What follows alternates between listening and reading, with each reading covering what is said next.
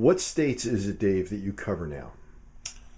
Idaho, Utah, Nevada, Oregon, Washington, So we're here. Montana. Okay, so you go out to Montana. We're here with Dave Nielsen of Extreme Covers, and this is who I elected to go to have my RV skirting done. And I'm sitting here in the belly of the beast in Boise, and so far I'm totally impressed with the crew that he's got. Dave and I have been chatting a little bit. So Dave, you've been doing this for how many years? I started a business in 1998. We started doing RV skirts in 2000, I want to say 2010 or 2011.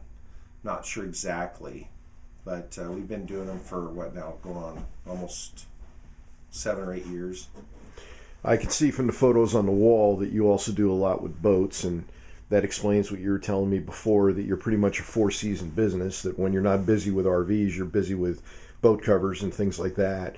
Now, with the RVs, what struck me is the quality of the material that you're using. You were telling me about a bit about its thickness and its construction. Yeah, it's 18-ounce truck tarp vinyl, and that's the thickest vinyl you want to put on an RV skirt. What you want to do is you want to keep it so the air doesn't go through it. You want it to make sure that it's kind of like not breathable, and so we do use truck tarp vinyl. Okay. 18-ounce. And one of the things that caught me, because I've seen this before in some of the trades that I've looked at, is that the skirting, I've seen skirting that was padded or lined. And one of the things that struck me about that is that it was very bulky, certainly, but I wasn't sure whether there'd be any additional advantage in being in cold weather to having it lined. What are your thoughts in that area? Well, okay, so you would think that insulated RV skirt would be better. You would think it would be better. It's insulated, it's going to do its job, but think about it. RV skirt is made to keep the ambient temperature under the RV as the same as outside.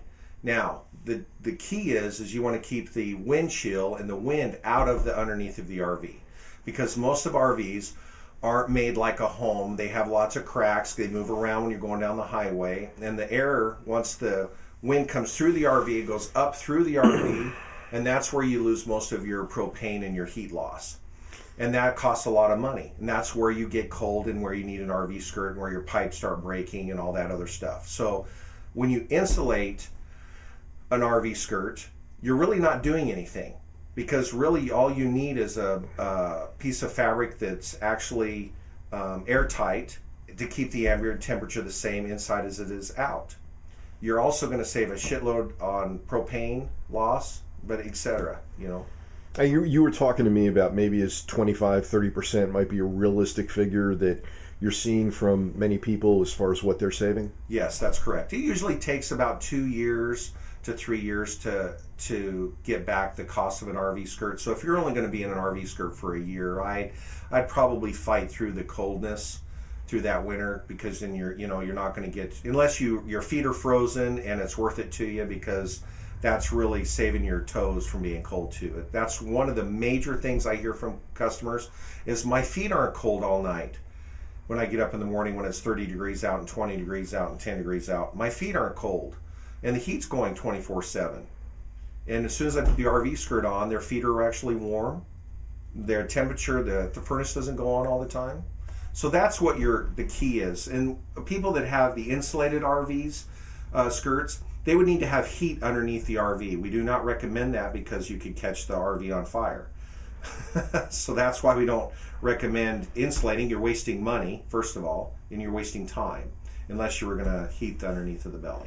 Now, correct me if I'm wrong, the basic idea here is, as you were saying, is to block the wind. Block the wind. Because it's the wind which will cause the cold air outside to keep circulating and remove any heat that would build up under the coach, because you're right, these campers are not airtight and they're going to radiate a certain amount of heat into that cavity under the RV.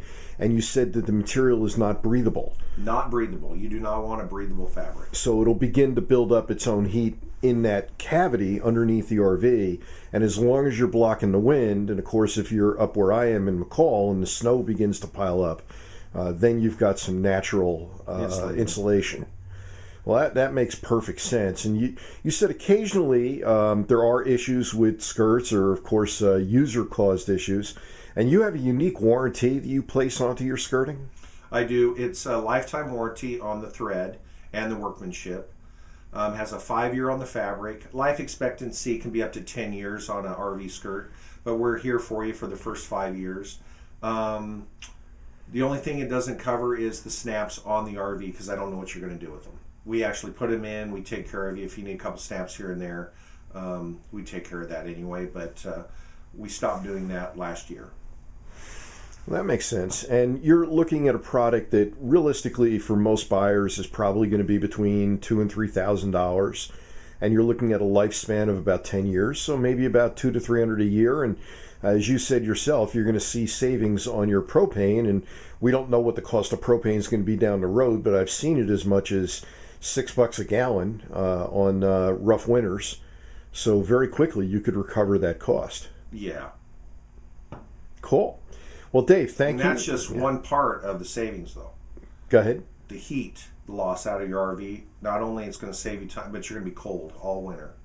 And we do a lot of elderly folks that are in their 70s and their blood gets thinner and they get really, really cold, and that really helps for keeping them warm in the winter. Down below by the feet and low on the floor. I don't know if you've ever walked in your RV when it's really cold, and you can feel like about a foot or two of just really cold air when you're walking across. Everything else is warm up here. And what it's doing is it's just, the furnace can't keep up on the floor, floor level. So.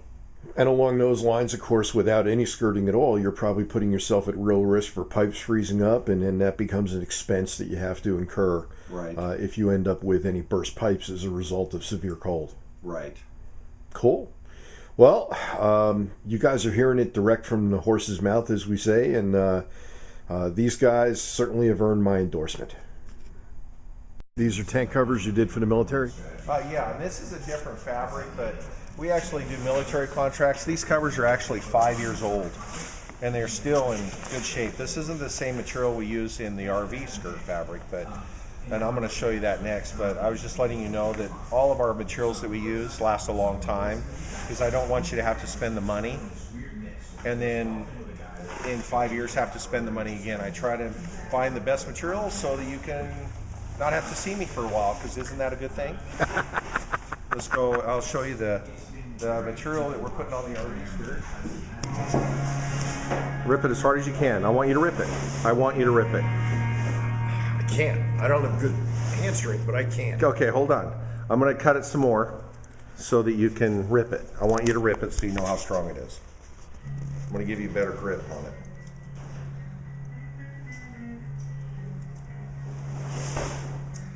Now you'll be able to rip it. Okay. Still not ripping. What? You still can't rip it? Here, let me give you a little more so you can... I think your point is that this stuff doesn't rip easily. Okay, see how big this is? So he's going to try to rip it again. Should be able to rip it now. He's got all the... There, oh, no, he's going to rip it. He's going to be able to rip it. Nothing. So that's the stuff we use for the RV skirts. Not for the strength of the fabric, because we know the strength of the fabric is fine, which you've seen in the previous video, but we do the webbing for the snaps.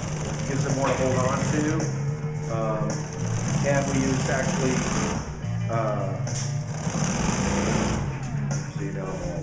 so the webbing actually goes through the snaps. The snaps actually go through the webbing. Yeah. And that provides additional support for it. And in fact, that's what Junior is doing over here. Right, that's correct.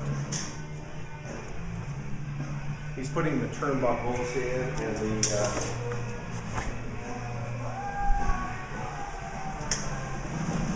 So we're getting back over to our seamstress. His name's Miss Zach. I miss that. So we actually use a. Where's that tool? You want to show him the tool? It's a hole punch, right? Yeah, hole punch. Basically, For the but turnbuckles.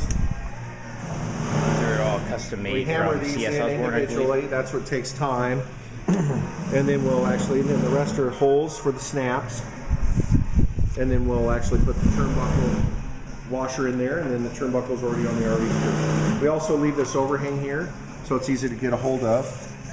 We just started doing that. Was that you that started doing that? No.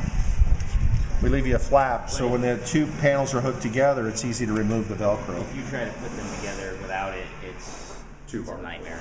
They don't go on, and your Velcro seams all crooked. And again, we kid him, but he's a true craftsman.